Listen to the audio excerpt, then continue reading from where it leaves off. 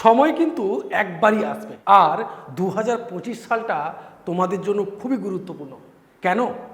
কারণ এই 2025 সালে কিন্তু WBSLST রয়েছে, তোমাদের বিহারের যারা পরীক্ষা দিচ্ছ তাদের জন্য রয়েছে, ঝাড়খণ্ডের জন্য পরীক্ষা যারা দিচ্ছ তাদের জন্য বেরিয়েছে, এবং তোমাদের কিন্তু RPSC অর্থাৎ রাজস্থান, সেখানেও কিন্তু ফর্ম ফিল আপ শুরু হয়েছে, আর কিছুদিন বাদে ত্রিপুরাতেও শুরু হবে। তো 2025 সাল তোমাদের জন্য খুবই খুবই খুবই গুরুত্বপূর্ণ যারা শিক্ষক হওয়ার স্বপ্ন দেখছো। আজকের আমি তোমাদের SLSTর কিন্তু 4 নম্বর মক টেস্ট সিরিজ নিয়ে উপস্থিত হয়েছি। তোমাদের এই লাস্ট 50 দিনে কিভাবে পড়তে হবে জানো তো, তার স্ট্র্যাটেজি আমি তোমাদেরকে বলবো, এবং তারপরে আমি কিন্তু এই মক টেস্টটা শুরু করব। মূলত এই 50টা দিন তোমাদের বাকি রয়েছে। এই 50টা দিনে তোমরা কিভাবে পড়াশোনা করবে WBSLSTর জন্য, কিভাবে কোন কৌশলে তুমি পড়াশোনা করলে তুমি ভালো ফল লাভ করতে পারবে। তার থেকে বড় কথা হচ্ছে আমাদের একটা খুব গুরুত্বপূর্ণ অফার আমাদের একাডেমিতে কিন্তু দেওয়া হয়েছে। তোমরা প্রত্যেকেই সেটা জানো যে আমাদের মক টেস্টের একটা অফার চলছে 31শে জুলাই পর্যন্ত। সেই অফারটি কিন্তু থাকবে, অর্থাৎ সেই অফারটিতে কি থাকবে, আমার যে বইটা প্রকাশিত হয়েছে সেই বইটা তোমরা পাবে 999 দিয়ে। আমাদের কোর্সটিকে পারচেস করতে হবে, অর্থাৎ মক টেস্টের পেইড কোর্স। কিন্তু এটা তোমরা তো ফ্রিতে দেখতে পাচ্ছ, কিন্তু পেইড কোর্সটা তোমরা নিতে চাইলে সেখানে 100 থেকে 150 মক টেস্ট পেয়ে যাবে। আরেকটি গুরুত্বপূর্ণ খবর তোমাদেরকে দিয়ে দিচ্ছি, আমরা 26 তারিখ 26 অর্থাৎ 26শে জুলাই 26 তারিখে তোমাদের একটা পরীক্ষার অর্থাৎ অ্যাডমিশান টেস্ট এর আয়োজন করেছি। যারা অ্যাডমিশান নেবে না তাদের জন্য, প্রত্যেকের জন্য, তোমরা এখনো পর্যন্ত কতটা প্রস্তুতি নিতে পেরেছো, প্রত্যেকের জন্য 26 তারিখ আমাদের একাডেমি থেকে একটা 60 মার্কের খুব গুরুত্বপূর্ণ একটা পরীক্ষা হতে চলেছে রাত্রি 8টায়। যারা যারা হোয়াটসঅ্যাপ গ্রুপে নেই অবশ্যই হোয়াটসঅ্যাপ গ্রুপে যুক্ত হয়ে যাবে। আমার ডেসক্রিপশন বক্সে কিন্তু লিঙ্ক সবসময় দেওয়া থাকে, সেখান থেকে হোয়াটসঅ্যাপ গ্রুপে চলে যাবে। হোয়াটসঅ্যাপ গ্রুপে আমরা প্রত্যেকটা খবর তোমাদের জানিয়ে দিই, এবং আমাদের 26 তারিখ রাত 8টায় কিন্তু তোমাদের পরীক্ষা একটা নেওয়া হবে। 26 থেকে 31 তারিখ পর্যন্ত ভর্তি প্রক্রিয়া চলবে এখানে। কীরকম? যারা মূলত তোমরা পরীক্ষায় 50% পাবে, অন্তত 50% যারা পাবে, 50% যারা পরীক্ষাতে পাবে তাদের জন্য মূলত থাকছে 50% অফার।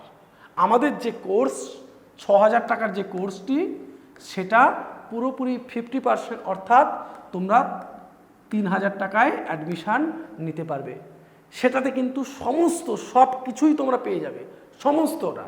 এখনও পর্যন্ত যা লাইভ ক্লাস হয়েছে তার রেকর্ডিং ক্লাস পেয়ে যাবে, এখনও পর্যন্ত যা মেটেরিয়াল দেওয়া হয়েছে সমস্ত মেটেরিয়াল পেয়ে যাবে, এখনও পর্যন্ত যা মক টেস্ট নেওয়া হয়েছে সব মক টেস্ট পেয়ে যাবে, সমস্ত কিছু পেয়ে যাবে মাত্র 3000 টাকায়। তার জন্য অবশ্যই তোমাকে পরীক্ষায় 50% তোমাকে পেতে হচ্ছে, 50% কিন্তু তোমাকে পেতে হবে।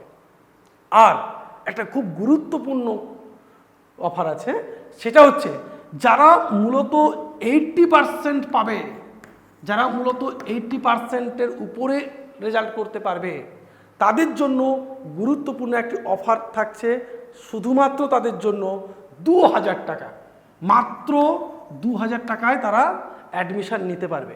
তোমরা বলবে যে এই 50টা দিনের জন্য পড়ে কি করব? আমি বলছি তোমাদের এই 50টা দিনে আমাদের ফার্স্ট থেকে, পরের মাসের ফার্স্ট থেকে অর্থাৎ 1 আগস্ট থেকে আমরা কিন্তু প্রতিদিন ক্লাস করাচ্ছি। প্রতিদিন রাত 8টায় তোমাদের কিন্তু ক্লাস হবে, পেইড ক্লাস তোমাদের ডেলি চলতে থাকবে। এটা একমাত্র আমাদের একাডেমিতেই কিন্তু সম্ভব, এবং আমরা সেটা করিয়ে থাকি। প্রতিদিন তোমাদের বিভিন্ন রকম টপিক পড়া ধরা, বিভিন্ন রকম টপিক পড়ানো, এবং সমস্ত কোর্সটাকে কিন্তু এই 50 দিনে কমপ্লিট করা হবে। এখন পর্যন্ত এই অফারটা কিন্তু রয়েছে। অবশ্যই অবশ্যই এই অফারটির জন্য ফোন করবে 8620063339 এই নম্বরে। চলো আজকে মক টেস্টে ফিরে যাই। আমি তোমাদের মক টেস্টগুলো মূলত একটু দ্রুত বলার চেষ্টা করব, তোমরা কিন্তু পজ করে করে এগুলো কিন্তু দেখে নেবে এবং উত্তরগুলো করার চেষ্টা করবে, ঠিক আছে? চলো, প্রথম প্রশ্ন কি বলছে, সংবিধানের কোন ধারায় উল্লিখিত হয়েছে যে রাষ্ট্র এমন একটি নীতি অনুসরণ করবে যাতে ধনসম্পদ ও ব্যবসা বাণিজ্য মুষ্টিমেয় কয়েকজন ব্যক্তির হাতে কুক্ষিগত না থাকে? কত নম্বর ধারায়? মূলত আমরা নির্দেশমূলক নীতির 38 নম্বর, 39, 41 নাকি 42 নম্বর ধারায়? কত নম্বর ধারা? আমরা একদম সঠিক উত্তর হচ্ছে 39 নম্বর ধারা। পরবর্তী প্রশ্ন বলছে 1951 সালে সংবিধানের প্রথম সংশোধনীতে নাগরিকদের আর্থসামাজিক ন্যায় বিচার প্রদানের চেষ্টা করা হয়েছিল কার মধ্য দিয়ে? নবম তপশিলি 13th জমিদারি অ্যাবলিউশন লয়ের মধ্য দিয়ে, সাংবিধানিক স্বীকৃতিদানের মধ্য দিয়ে, একজন নাগরিকের স্থাবর সম্পত্তির উপর সর্বোচ্চ সীমা নির্ধারণের দ্বারা, রাজ্য আইনসভা এবং পার্লামেন্টের তপশিলি জাতি এবং উপজাতির জন্য আসন সংরক্ষণের মাধ্যমে, নাকি জনস্বার্থে ন্যূনতম ক্ষতিপূরণ দিয়ে সম্পত্তি অধিগ্রহণের বিধি প্রণয়ন দ্বারা? একদম সঠিক উত্তর কি? সঠিক উত্তর হচ্ছে নবম তপশিলের 13 জমিদারি অ্যাবলিউশন ল এর সাংবিধানিক স্বীকৃতিদানের মধ্য দিয়ে। পরবর্তী প্রশ্ন বলছে সংবিধানের কোন ধারায় উল্লিখিত হয়েছে যে দুর্বল এবং অনগ্রসর সম্প্রদায়গুলির, বিশেষত তপশিলিভুক্ত জাতি ও উপজাতিগুলির শিক্ষা ও অর্থনৈতিক স্বার্থের উন্নতি সাধনের ব্যবস্থা করা হবে? বলো, 42তম, 46তম, 39তম নাকি 44তম? সঠিক উত্তর কি হবে? একেবারেই সঠিক উত্তর হচ্ছে 46 নম্বর ধারা অনুযায়ী। প্রত্যেকে কিন্তু আমি বলেছিলাম মৌলিক অধিকার এবং নির্দেশমূলক নীতির অধিকারের প্রত্যেকটি ধারা তোমাদেরকে মুখস্থ করে নিতে হবে। পরবর্তী প্রশ্ন বলছে রাজন্য ভাতা ও বিশেষ অধিকার যা দেশীয় রাজন্যবর্গতে দেওয়া হতো তা যে সংশোধনীর মাধ্যমে বিলোপ ঘটে, 26, 48, 30, 32 কি হবে? আমরা কিন্তু প্রত্যেকেই জানি 26তম সংশোধনীর মধ্য দিয়ে, 26তম সংশোধনীর মধ্য দিয়ে। তোমরা প্রত্যেকেই আমার কাছে অনেকে অনুরোধ করেছিলে যে স্যার যদি পলিটিক্যাল থিওরি পার্ট থেকে প্রশ্ন করানো যেত তাহলে কিন্তু খুব ভালো হতো। আমি কিন্তু তোমাদের পলিটিক্যাল থিওরিরও আমি কিন্তু মক টেস্ট আনবো। যতগুলো মক টেস্ট কনস্টিটিউশনে থাকবে ততগুলো মক টেস্ট আমি থিওরিরও আনবো। তোমরা একটু ধৈর্য ধরো, অবশ্যই সব কিছু তোমরা পাবে। পরবর্তী প্রশ্ন কি বলছে, কেশবানন্দ ভারতী মামলায় সংবিধানের মৌলিক কাঠামো সম্পর্কে যে ধারণা দেওয়া হয়েছিল তা আরও শক্তিশালী হয়ে ওঠে যে মামলার রায়ের মধ্য দিয়ে? কোন মামলা? ইন্দিরা গান্ধী বনাম রাজনারায়ণ মামলা, তারপর বলছে মিনার্ভা মিলস মামলা, এ বি উভয়ই, উপরিউক্ত কোনোটি নয়। অ্যাকচুয়ালি এর অফিসিয়াল উত্তর দেওয়া আছে, এগুলো সবগুলো কিন্তু WBCS এর আসা পরীক্ষা বা বিভিন্ন SSC যে এক্সামগুলো নেয় সেখান থেকে যে প্রশ্নগুলো পড়ে সেই গুরুত্বপূর্ণ প্রশ্নগুলোই কিন্তু আমি তোমাদের সামনে তুলে ধরছি। এখানে অফিসিয়াল যে উত্তরটা দেওয়া আছে সেটা হচ্ছে বি, অর্থাৎ মিনার্ভা মিলস মামলা। কিন্তু আমার যেটা মনে হয়েছে এ এবং বি উভয়ই, তোমরা সেটা দেখে নেবে। উত্তরটা সি, এ এবং বি উভয়ই, এটা আমার মনে হয়েছে। তারপরের প্রশ্নটি কি, কোন সংশোধনী দ্বারা তপশিলি জাতির জন্য 15% এবং উপজাতির জন্য 7.5% শূন্যপদ পূরণ করার জন্য সরকারকে অনুমোদন দেওয়া হয়? যেহেতু এই দুই ধরনের শূন্যপদই বিশেষ ধরনের শূন্যপদ হিসাবে বিবেচিত হয় যা পরবর্তী বছর বা বছরগুলিতে পূরণ করতে হয়।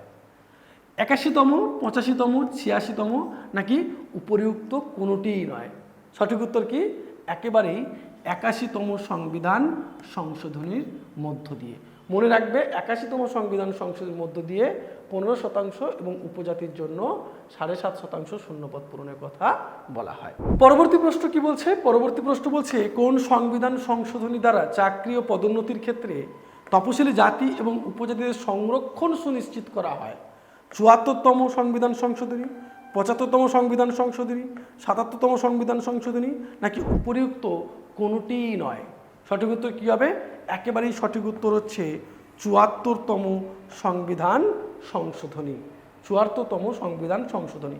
এগুলো কিন্তু তোমরা একটু দেখে নেবে। পরবর্তী প্রশ্ন বলছে, তপশিলি জাতিদের জন্য যে সংবিধান সংশোধনীতে আসন সংরক্ষণের ব্যবস্থা করা হয়, কোন সংশোধনীতে আসন সংরক্ষণের ব্যবস্থা করা হয়? 8ম সংশোধনী, 23তম সংশোধনী, 45তম সংশোধনী, নাকি উপরিউক্ত সবকটি সংশোধনীতে? কোনটি হবে? এটার সঠিক উত্তর একেবারেই সঠিক উত্তর 45তম সংশোধনীতে। আমি প্রশ্নগুলো একটু তাড়াতাড়ি বলছি কারণ ভিডিওটা যাতে ছোট হয়। তোমরা কিন্তু পজ করে অবশ্যই উত্তরগুলো করার চেষ্টা করো, তারপরে আমার উত্তরটা দেখবে। পরবর্তী প্রশ্ন কি বলছে, কোন সংবিধান সংশোধনী অনুযায়ী ভারতীয় সরকারি কৃত্তক পদের শর্ত ও সুযোগ সুবিধা নির্ধারণের কথা উল্লিখিত হয়?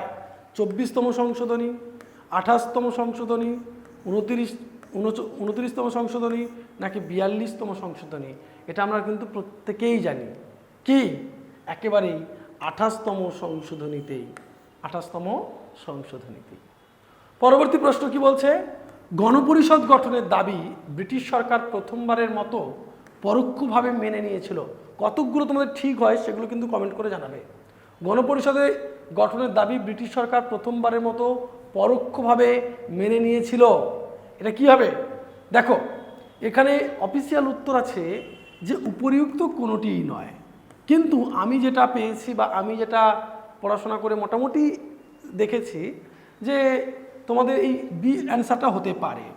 আগস্ট অফারে কিন্তু একটা দাবি তোলা হয়েছিল, আগস্ট অফারে। উত্তর আমার মনে হচ্ছে বি হবে, কিন্তু অফিসিয়াল উত্তর ডি করা আছে, সেটা আমার ভুল বলে মনে হয়েছে। তো অপশান বি হচ্ছে সঠিক উত্তর। এবার তোমরা সেটা দেখে নেবে। পরের প্রশ্ন বলছে, নিম্নলিখিত কোনটির দ্বারা ভারতীয় আইনসভা দ্বিকক্ষ বিশিষ্ট হয়? সর্বপ্রথম দ্বিকক্ষ বিশিষ্ট আমি কিভাবে মনে রাখি তোমাদের বলে দেব, এখানে তোমরা কখনো ভুলবে না। দ্বিকক্ষ বিশিষ্ট মানে দুটো কক্ষ, তাই তো? একা নয়, কক্ষে কেউ না কেউ থাকবে। মরলেমিন্টো রিফর্মস আইন, মন্টেগু চেমস্ফোর্ড আইন, 1935 ভারত শাসন আইন এবং 1892 ভারতীয় পরিষদীয় আইন। সঠিক উত্তর কি হবে? প্রত্যেকে বলো সঠিক উত্তর কোনটি হবে? একেবারে সঠিক উত্তর হবে বি, মন্টেগু চেমস্ফোর্ড আইন। এই মন্টেগু রিফর্মস আইন কবে হয়? 1909, তাই তো? মন্টেগু চেমস্ফোর্ড আইন কখন হয়? 1919। কিছু দেখতে পাচ্ছ? একটা কক্ষে 19 আর একটা কক্ষে 19, 19 19 দুবার আছে, এই জন্য দ্বিকক্ষ, দুটো কক্ষ, এই জন্য দ্বিকক্ষ, ভুলবে না কখনো। দ্বিকক্ষ বিশিষ্ট আইনটা বারবার করে পড়ে। 1919 কি? মন্টেগু চেমস্ফোর্ড আইন 1919, দ্বিকক্ষ বিশিষ্ট আইন, দ্বিকক্ষ বিশিষ্ট আইনসভা সেখানে তৈরি হচ্ছে। কিন্তু পরবর্তী প্রশ্ন বলছে, 1949 সালে 26শে নভেম্বরের আগে নিম্নলিখিত কোনটি ভারতের প্রশাসনিক আইন রূপে প্রচলিত ছিল? কোনটা? প্রত্যেকে আমরা জানি, ক্যাবিনেট মিশন প্ল্যান, 1935 ভারত শাসন আইন, ভারত শাসন আইন 1919, নাকি ভারত শাসন আইন 1909? আমরা প্রত্যেকে কিন্তু এই আইনটা জানি। সঠিক উত্তর কি হবে? প্রত্যেকে বলার চেষ্টা করো। অবশ্যই ভারত শাসন আইন 1935। তোমাদেরকে বারবার করে বলেছি ভারত শাসন আইন 1935টা ভালো করে পড়াশোনা করতে। এখান থেকে বারবার কিন্তু প্রশ্ন আসে। তার থেকে বড় কথা হচ্ছে তোমাদের প্রশ্নগুলো কিন্তু ভারতের যে ঐতিহাসিক প্রেক্ষাপট সংবিধান রচনার, সেখান থেকে অবশ্যই প্রশ্ন আসবে। পরবর্তী প্রশ্ন বলছে, গণপরিষদের নিম্নলিখিত কমিটিগুলির মধ্যে কোন কমিটিতে রাজেন্দ্র প্রসাদ একজন সদস্য ছিলেন না? কোন কমিটিতে ছিলেন না তিনি? রুলস অফ প্রসিডিওর সংক্রান্ত committee, finance and staff committee, ad hoc committee, না অর্ডার অফ বিজনেস কমিটি? অবশ্যই অর্ডার অফ বিজনেস কমিটিতে তিনি ছিলেন না। এই তিনটি কমিটিতে কিন্তু তিনি ছিলেন। তাহলে কোন কোন কমিটিতে ছিলেন? রুলস অফ প্রসিডিওর সংক্রান্ত কমিটিতে ছিলেন, ফাইন্যান্স অ্যান্ড স্টাফ কমিটিতে ছিলেন, ad hoc committee of national flag কমিটিতে ছিলেন, কিন্তু তিনি অর্ডার অফ বিজনেস কমিটিতে ছিলেন না। পরবর্তী প্রশ্ন বলছে, ভারতের সংবিধানে মৌলিক অধিকারের অন্তর্ভুক্তিকরণ সংক্রান্ত ধারণা নিম্নলিখিত কে সমর্থন করেছিলেন? কে সমর্থন করেছিলেন? Simon commission, Nehru committee report, Swaraj bill, সাধু committee report on constitutional proposal কে করেছিল?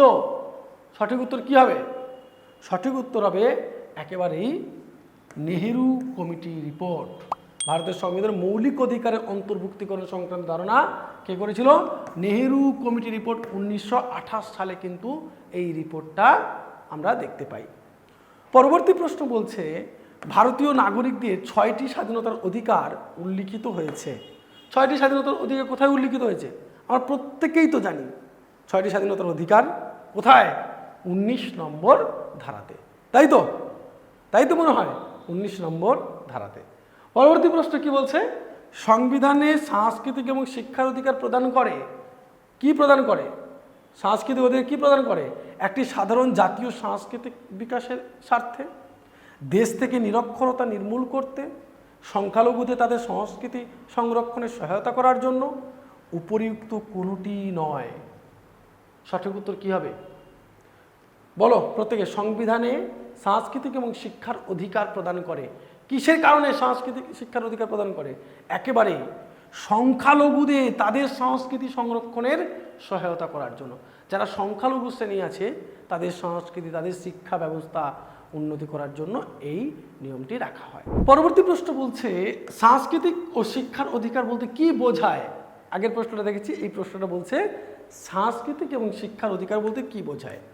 উচ্চ বিদ্যালয় পর্যন্ত বিনামূল্যে এবং বাধ্যতামূলক শিক্ষার ব্যবস্থা করা, অনগ্রসর শ্রেণীকে শিক্ষিত করার জন্য বিশেষ সহায়তা প্রদান, সরকার কর্তৃক পরিচালিত অথবা সরকারি অর্থ সহায়তায় পরিচালিত স্কুলগুলিতে ধর্মীয় এবং সাংস্কৃতিক নির্দেশাবলীর বিধান, নাকি সংখ্যালঘু শ্রেণীর নিজের পছন্দ অনুযায়ী শিক্ষা প্রতিষ্ঠান স্থাপন ও পরিচালনার অধিকার। কি হবে? একেবারেই সঠিক উত্তর হচ্ছে সংখ্যালঘু শ্রেণীর নিজের পছন্দ অনুযায়ী শিক্ষা প্রতিষ্ঠান স্থাপন ও পরিচালনা করার অধিকার। তোমাদেরকে কিন্তু আমি বারবার করে বলছি যে আমাদের এই মক টেস্টগুলি একটু দ্রুত আমি করে যাচ্ছি, তোমরা কিন্তু অবশ্যই পজ করে দেখে নেবে, একটু থামিয়ে দেখে তারপরে উত্তরগুলো করবে। দেখবে তোমরা কতটা তোমরা ঠিক করতে পারছো, কারণ ভিডিওটি যদি 1 ঘন্টার হয়ে যায় তোমরা কিন্তু দেখতে ভালো লাগবে না তোমাদের, তাই না? তার পরের প্রশ্ন কি বলছে? সাংবিধানিক প্রতিবিধানের অধিকার বলতে কি বোঝায়? সাংবিধানিক প্রতিবিধানের অধিকার কত নম্বর ধারায় রয়েছে? কমেন্ট করে জানাও। সংবিধান সংশোধন করার জন্য পার্লামেন্টকে নতুন অনুরোধ করার নাগরিক অধিকার, কিছু সাংবিধানিক সংশোধন করার পক্ষে জনমত গঠন, বিশেষ পরিস্থিতিতে নাগরিকদের সংবিধান অমান্য করার অধিকার, সংবিধানে প্রদত্ত মৌলিক অধিকারগুলি প্রয়োগের জন্য আদালতে যাওয়ার অধিকার। একেবারেই সঠিক উত্তর, একেবারেই সঠিক উত্তর। সংবিধানে প্রদত্ত মৌলিক অধিকারগুলি প্রয়োগের জন্য আদালতে যাওয়ার অধিকার। সাংবিধানিক প্রতিবিধানের অধিকার, এটা নিয়ে কিন্তু আর বিশেষ করে তার মধ্যে লেখ জারির যে ক্ষমতা, সেই লেখ জারির ক্ষমতা নিয়ে আগে আমি একটা ভিডিও করেছি, ওরা তোমরা অবশ্যই সেটা দেখে নিও। তোমাদেরকে বলছি 26 তারিখ কিন্তু ভুলবে না, রাত 8টায় তোমাদের কিন্তু পরীক্ষা আছে একাডেমিতে। বিশেষ করে যারা 50% নাম্বার পাচ্ছ তারা তোমরা পেয়ে যাচ্ছ 50% অফার। 80% যারা পেয়ে যাচ্ছ তোমরা 2000 টাকায় কিন্তু অ্যাডমিশান নিতে পারবে। সমস্ত কিছু পেয়ে যাবে, 6000 টাকা অ্যাডমিশান 2000 টাকায় তোমরা পেয়ে যাবে। আর 1 মাস টানা ক্লাস তোমরা পেয়ে যাবে। যারা টাকার জন্য, অর্থের জন্য ভর্তি হতে পারোনি, তোমরা মেধা দেখাও, আমি তোমাদের ভর্তি নেব। পরের প্রশ্নটি কি বলছে? পরের প্রশ্নটি বলছে নিম্নলিখিত বক্তব্যগুলির মধ্যে কোনটি সঠিক নয়? পণ্ডিত নেহেরু কর্তৃক যে উদ্দেশ্যমূলক প্রস্তাব পাশ হয়েছিল সেটি আমাদের সংবিধানে প্রস্তাবনার রূপে অন্তর্ভুক্ত হয়। একেবারেই সঠিক। প্রস্তাবনা আদালত কর্তৃক বলবৎযোগ্য। একেবারেই নয়। ভারতের সংবিধানের প্রস্তাবনা 1976 সালে একবার মাত্র সংশোধিত। এটা সঠিক। জওহরলাল নেহেরু সমাজতন্ত্রের পক্ষে সবচেয়ে জোরালো দাবি তুলেছিলেন। একদম সঠিক। তাহলে উত্তর কোনটা? বি। সঠিক উত্তর বি। পরবর্তী প্রশ্ন বলছে 1969 সালের আসাম পুনর্গঠন আইন অনুসারে নিম্নলিখিত কোন রাজ্যটি বা রাজ্যগুলি গঠিত হয়েছিল? সঠিক উত্তর কোনটি হবে? একেবারেই সঠিক উত্তর কেবলমাত্র মেঘালয়।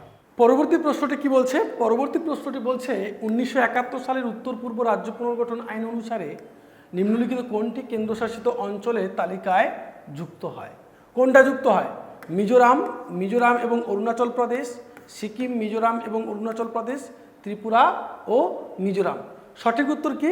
একেবারেই সঠিক উত্তর মিজোরাম ও অরুণাচল প্রদেশ। গুরুত্বপূর্ণ রাজ্য পুনর্গঠন আইন বলেছিলাম। তোমাদেরকে যে যে পার্ট আমি পড়িয়েছিলাম সেখান থেকেই কিন্তু প্রশ্নগুলো আসছে, আমার ইউটিউবের সমস্ত ভিডিও কিন্তু আছে।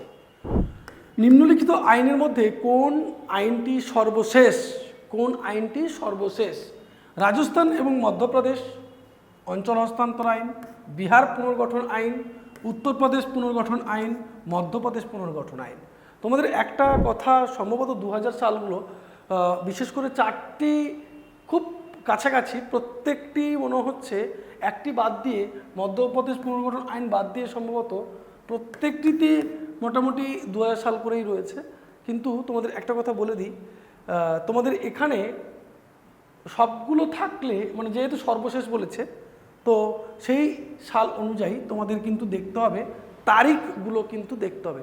তারিখ দেখে, আমি যেটা দেখেছি, তারিখ দেখার পরে সেটা সঠিক উত্তর হচ্ছে রাজস্থান এবং মধ্যপ্রদেশ আইন। তারিখগুলোকে দেখতে হবে। পরবর্তী প্রশ্নটা কি বলছে? পরবর্তী প্রশ্ন বলছে, প্রাথমিকভাবে যে উদ্দেশ্যে রাজা গোপালাচারী কর্তৃক রাজাজীব ফর্মুলা প্রস্তাবিত হয়, সিআর রাজা চক্রবর্তী, যেটা বলা হয় গোপালাচারী, দেশের রাজনৈতিক অচলাবস্থা কাটানোর জন্য, সম্প্রদায়গত পৃথক নির্বাচন প্রত্যাহারের জন্য, প্রাদেশিক সরকারে কংগ্রেসের আধিপত্য বৃদ্ধির জন্য, দ্বিতীয় বিশ্বযুদ্ধের সমাপ্তির 1 বছরের মধ্যে ভারত ছাড়ার জন্য সরকারকে প্রভাবিত করার জন্য। কিসের জন্য? অবশ্যই প্রথম উত্তরটি হচ্ছে দেশের রাজনৈতিক অচলাবস্থা কাটানোর জন্য।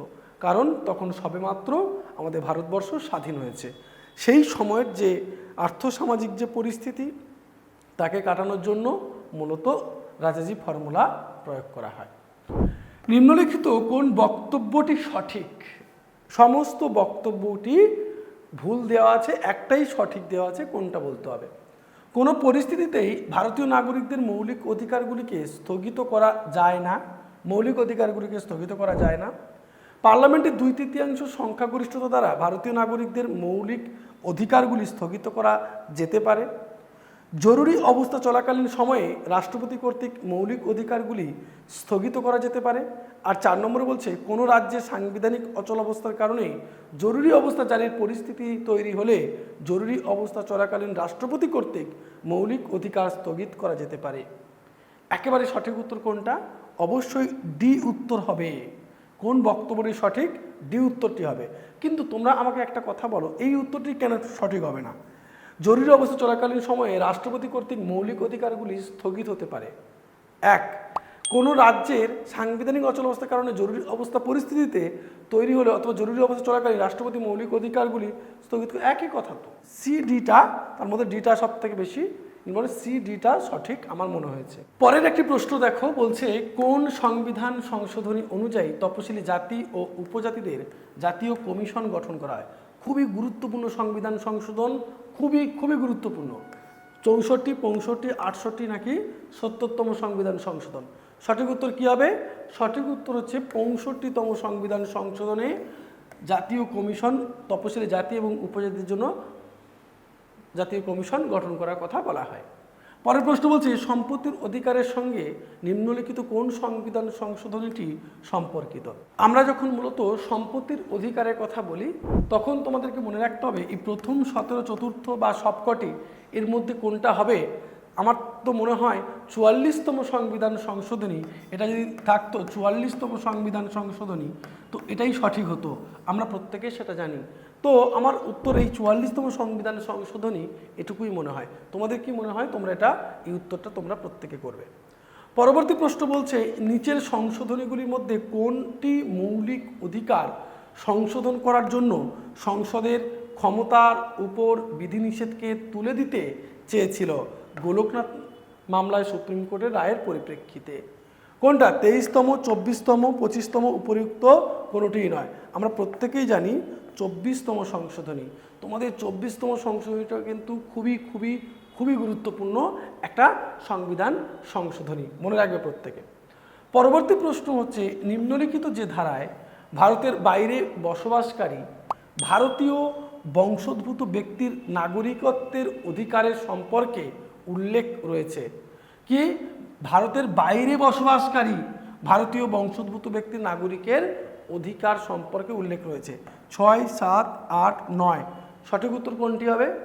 একেবারেই সঠিক উত্তর কোনটি? প্রত্যেকে বলো 8 না 9? অনেকে তোমরা কিন্তু 9 করে চলে আসো, তাই না? অবশ্যই উত্তর হবে 8-এরটা। 9 কি হয়?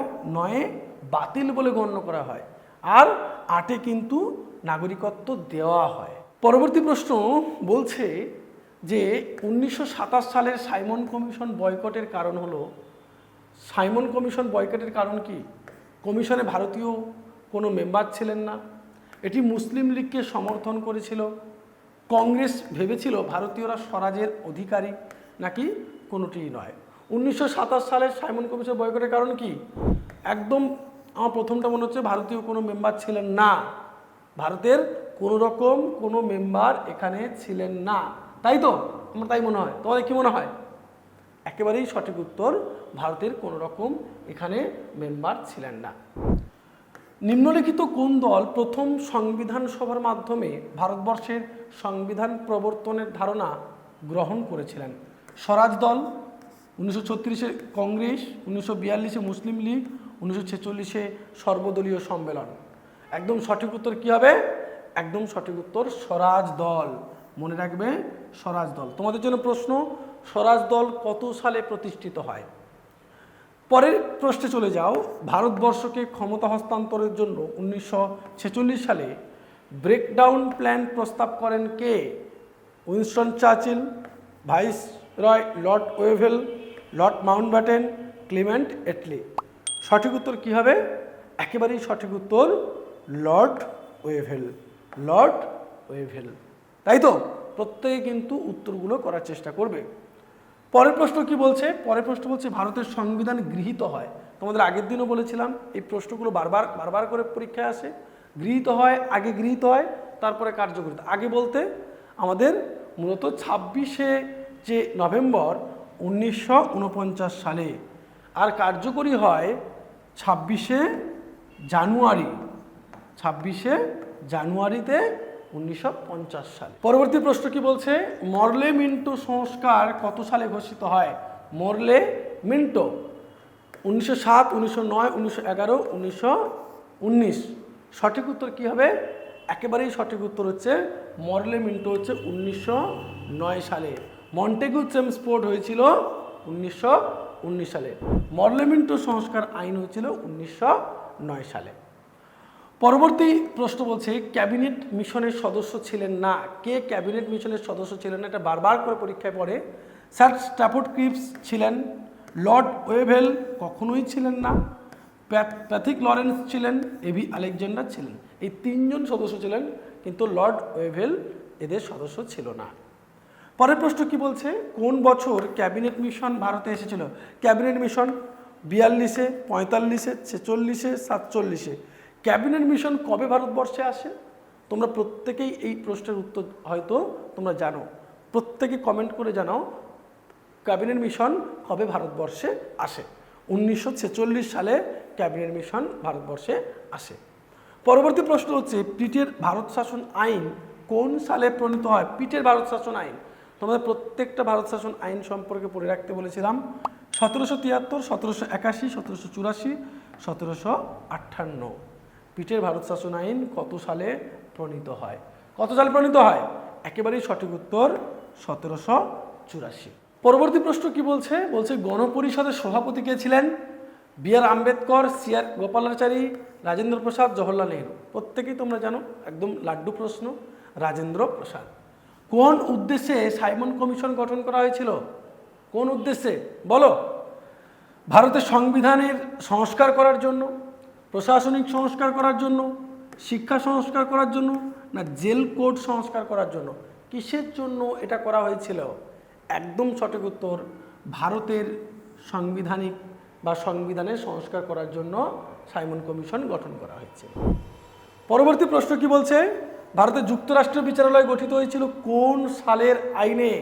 যুক্তরাষ্ট্রীয়, এই কথাটা কিন্তু মনে রাখবে, বিচারালয় গঠিত হয়েছিল কোন সালের আইনে? 1891, 1909, 1919, 1935। সঠিক উত্তর কি হবে? একেবারেই সঠিক উত্তর 1935। বিশেষ করে যুক্তরাষ্ট্রীয় বিষয়গুলো, যুক্তরাষ্ট্রীয় যে ভাবনা চিন্তাগুলো বিশেষ করে আমরা কিন্তু 1935 সালের আইনের মধ্য দিয়ে বেশিরভাগটা লক্ষ্য করতে পারি, তাই না? পরের প্রশ্ন কি বলছে, কংগ্রেস সাইমন কমিশন বর্জন করেছিল কেন? কংগ্রেস সেই সাইমন কমিশন ওখানে পড়িয়েছি, এখানে আরেকটা কনসেপ্ট দুটো জেনে নাও। কংগ্রেসের কোনো প্রতিনিধিত্ব ছিল না, মুসলিম লীগের একজন সদস্য অন্তর্ভুক্ত ছিল, ভারতীয়দের নিজেদের সংবিধান রচনার দাবিকে নস্যাৎ করেছিল, এটি নির্ধারিত সময়ের 1 বছর পূর্বে নিয়োগ করা হয়েছিল। সাইমন কমিশন কেন বর্জন করা হয়েছিল বলো? সাইমন কমিশন কেন বর্জন করা হয়েছিল? সঠিক উত্তর কী হবে প্রত্যেকে বলো। আমার যদি সঠিক উত্তর বলো, আমার সঠিক উত্তর মনে হচ্ছে সি, ভারতীয়দের নিজের সংবিধান রচনার দাবিকে নস্যাৎ করেছিল। কিন্তু সম্ভবত এখানে অফিসিয়াল উত্তর কংগ্রেসের কোনো প্রতিনিধিত্ব ছিল না এরকম করে বলেছে, কিন্তু আমার মনে হয়েছে যে সিটটা সঠিক উত্তর, ভারতীয় নিজেদের সংবিধান রচনার দাবিকে নস্যাৎ করেছিল। পরবর্তী প্রশ্ন কি বলছে, নিম্নের কার প্রতিবেদনে যুক্তরাষ্ট্রের ধারণা প্রথম প্রস্তাবিত হয়? খুব গুরুত্বপূর্ণ। রাজা গোপালাচারী, শরৎ বসু, মতিলাল নেহেরু, শ্যামাপ্রসাদ মুখার্জি। কার প্রতিবেদনে যুক্তরাষ্ট্রের ধারণা প্রথম প্রস্তাবিত হয়? সঠিক উত্তর মতিলাল নেহেরু। মতিলাল নেহেরু কে ছিল বলো তো? জওহরলাল নেহেরুর সাথে কি সম্পর্ক মতিলাল নেহেরুর বলো, কমেন্ট করো প্রত্যেকে যে জওহরলাল নেহেরুর কে হয় মতিলাল নেহেরু, প্রত্যেকে কিন্তু কমেন্ট করে তোমরা জানাবে। চলো পরের প্রশ্নে চলে যাই। সংবিধান সভার প্রথম সভাপতি কে ছিলেন? সংবিধান সভার প্রথম সভাপতি কে ছিলেন? ডক্টর আম্বেদকর, রাজা গোপালাচারী, আবুল কালাম আজাদ, ডক্টর রাজেন্দ্র প্রসাদ। কে ছিল? একেবারেই ডক্টর রাজেন্দ্র প্রসাদ, ডক্টর রাজেন্দ্র প্রসাদ। ভারতের সংবিধান কবে ঘোষিত হয়? সংবিধান কবে ঘোষিত হয়? 26শে জানুয়ারি 52, 26শে জানুয়ারি 53, 26শে জানুয়ারি 51, 26শে জানুয়ারি 50। তাহলে আমরা কোনটা পপুলার, কোনটা আমরা জানি? 26শে জানুয়ারি 1950, তাই তো নাকি? পরের প্রশ্ন বলছে, ভারতের সংবিধান রচনার উদ্দেশ্যে গঠিত গণপরিষদের প্রাথমিক সদস্য সংখ্যা ছিল কত? 300 জন আমরা কোনোদিন দেখিনি, 304 জন দেখিনি, 310 জন দেখিনি, 389 জন। তোমরা বলো এগুলো স্যার লাড্ডু কোশ্চেন, আপনি কেন নিয়ে এসেছেন? আসলে তোমাদের এই প্রশ্নগুলোই পড়ে, আর এই প্রশ্নগুলোই আমরা ভুল করে আসি। শুধু এগুলো নয়, তোমরা যদি আমাদের শুধু মক টেস্টেও অংশগ্রহণ করো আমাদের এখানে, তোমরা প্রায় 10,000 প্রশ্নপত্র পাবে। 10,000টা কম নয়, মাত্র 60টা প্রশ্নপত্র তোমাদেরকে করতে হবে, প্রশ্ন করতে হবে পরীক্ষায়। আমাদের এখান থেকে 10,000 প্রশ্নপত্র তোমরা প্র্যাকটিস করতে পারবে শুধু। কিন্তু আমি তোমাদের ইউটিউবে আর কতটা করতে পারবো, কিন্তু যতক্ষণ পারবো আমি প্রতিদিন চেষ্টা করছি একটা করে মক টেস্ট আনার। পরবর্তী প্রশ্ন বলছে, গণপরিষদের সদস্যরা ছিলেন প্রত্যক্ষভাবে ভারতবর্ষের জনগণ দ্বারা নির্বাচিত, প্রাদেশিক আইনসভার সদস্যগণ দ্বারা নির্বাচিত, সরকার কর্তৃক মনোনীত, একমাত্র সামন্ত রাজ্যগুলির প্রতিনিধিবৃন্দ। গণপরিষদের সদস্য কারা ছিল? আমরা জানি নির্বাচিত হয়েছিল, কিন্তু কাদের দ্বারা নির্বাচিত হয়েছিল প্রত্যেকে বলো। একদম সঠিক উত্তর, প্রাদেশিক আইনসভার সদস্যগণ দ্বারা নির্বাচিত। ভারতের সংবিধান গৃহীত হয় কবে? বারবার করে আর বলতে হবে না, গ্রহণটা আগে, তাহলে 26শে জানুয়ারি 1949 সেটা গৃহীত করা হয়, তাই তো? অবশ্যই। ভারতীয় গণতন্ত্রের পদ্ধতিটি কি? আমাদের ভারতীয় যে গণতন্ত্র তার পদ্ধতি কি? দ্বিদলীয় সংসদীয় না? আমাদের দ্বিদলীয় কি? আমাদের তো বহুদলীয়। তাহলে বহুদলীয় এবং সংসদীয়। রাষ্ট্রপতি প্রধান নয় আমাদের, উপরিউক্ত কোন। তোমাদের মনে রাখতে হবে কোন কোন রাষ্ট্রপতি শাসিত সরকার চলে, কোথায় মূলত সংসদীয় সরকার চলে, এগুলো তোমাদের মনে রাখতে হবে। কোথায় এককেন্দ্রিক সরকার চলে, কোথায় স্বৈরতান্ত্রিক সরকার চলে, কোথায় এখনো পর্যন্ত রাজতান্ত্রিক সরকার রয়েছে, এগুলো কিন্তু তোমাদেরকে মনে রাখতে হবে। কোথায় আধা সেমি প্রেসিডেন্সিয়াল থেকে শুরু করে কোথায় কি ধরনের শাসনতন্ত্র রয়েছে কোন কোন দেশে, বিশেষ করে ব্রিটেন, আমেরিকা, কানাডা, ফ্রান্স, এই যে পপুলার যে কান্ট্রিগুলো, নেপাল, ভুটান, বাংলাদেশ, পাকিস্তান, এই কাছাকাছি যে দেশগুলো, এগুলো সম্পর্কে তোমাদের কিন্তু জেনে রাখতে হবে। একটা না একটা প্রশ্ন এখান থেকেও আসতে পারে, কিন্তু আসেও পরীক্ষাতে। পরের প্রশ্ন বলছে, ভারতের রাষ্ট্র ব্যবস্থা কি? গণতান্ত্রিক, একনায়কতান্ত্রিক, সামরিক নাকি উপরিউক্ত কোনটি? একটা একদম লাড্ডু কোশ্চেন গণতান্ত্রিক। বারবার করে বলছি আমি কিন্তু সময়ের জন্য একটু দ্রুত করছি, তোমরা অবশ্যই থামিয়ে তারপরে উত্তরগুলো করে তারপরে আমার উত্তর দেখবে। সার্বভৌম শব্দটির অর্থ কি? সার্বভৌম শব্দের অর্থ বৈদেশিক নিয়ন্ত্রণ থেকে মুক্ত, অভ্যন্তরীণ নিয়ন্ত্রণ থেকে মুক্ত, সীমানা সম্পর্কিত বিতর্ক থেকে মুক্ত, কোনো আন্তর্জাতিক সংস্থার নিয়ন্ত্রণ মুক্ত। অবশ্যই বৈদেশিক নিয়ন্ত্রণ থেকে মুক্ত। বৈদেশিক নিয়ন্ত্রণ থেকে মূলত মুক্তকে বোঝায়।